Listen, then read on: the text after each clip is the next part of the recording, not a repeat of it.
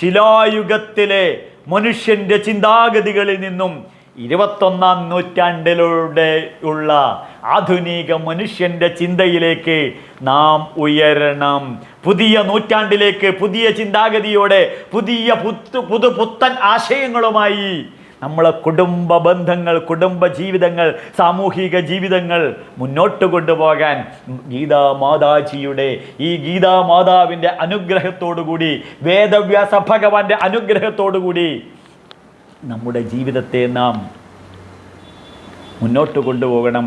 ഇതാണ് കൃഷ്ണൻ്റെ ഗ്യാരണ്ടി, ഇതാണ് മോദിജിയുടെ ഗ്യാരണ്ടി, ഇതാണ് ഹിന്ദുയിസത്തിൻ്റെ ഗ്യാരണ്ടി, ഇതാണ് എൻ്റെ രാഷ്ട്രത്തിൻ്റെ വിഷനും മിഷനും.